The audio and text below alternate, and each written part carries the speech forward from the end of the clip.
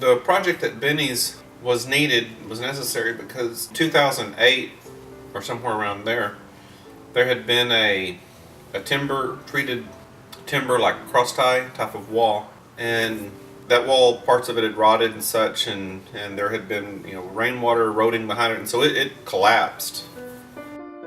The first weekend that I went out there to survey the site, to take measurements in September, clear brush that was growing up on the slope and down in the bottom where we were going to need to work. That evening, Benny was having some friends over. I think it was a Friday evening, and so we sat together. They're Christians, and we sat and we prayed about this, and we just committed it to the Lord.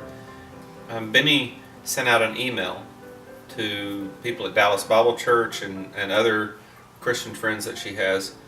And that following week, the pastor of Dallas Bible Church, Hal Habecker, called Benny, and then he called me, and he said back in 2008 the church had just made a spontaneous announcement that one of the members had a need. Well, let's see, several years ago Benny would come to the morning prayer time before church, and she shared with us that her foundational wall had fallen down, and that there was a controversy going on who was responsible. Did she have to repair the wall, or would the homeowners association do it, or would the city do it?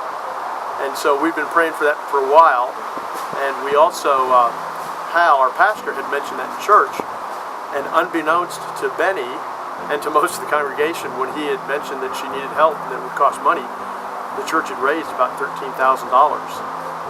Which was higher than the estimate that I'd made for the amount of concrete and gravel and rebar and everything that we needed to build the wall. That was one of the first answers to prayer, is where we didn't know how we were financially going to make the budget. God had already provided before we even knew. The scope of this project has involved about 2,000 80-pound bags of concrete, probably 2,500 linear foot of number 3 and number 4 rebar, about 25 cubic yards of gravel, and probably 30 cubic yards of excavation by hand. And then all of that, the whole project's been done manually without bringing any equipment or anything, because the location is difficult to reach with equipment. Keith called me up and came down here, and I've been coming down a couple Saturdays a month since, I guess, October. People from DBC and other Christian friends came, faithfully. People have showed up like at the right time, like one of Benny's friends who has a winch was there on the day that we needed to pull cross ties or these old timbers out from the bottom. On the day that after we built the coffer down and we needed to pump, one of Benny's friends who works with submersible pumps, said, "How are you going to get the water out?" And I said, "Well, we're going to try to dip it out with buckets." And he said, "Well, would a submersible pump help?" And I was like, that would be awesome, because that would help us be more productive, and it would be able to keep the water that's seeping in out. So it's just at the time that we've needed different things, God's provided the right person or the right tools or the right skill set.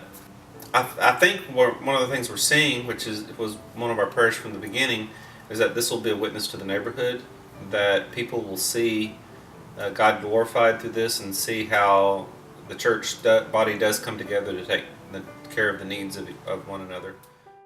This experience has been amazing for me and the people who know me. There's no way I can thank everybody for the kindness you've shown me, either by giving financially or by working hard on the wall. It's been a real honor, and it's been very humbling to watch all these people. If you participated, thank you so much. Thank you very, very much. From the bottom of my heart, I thank you.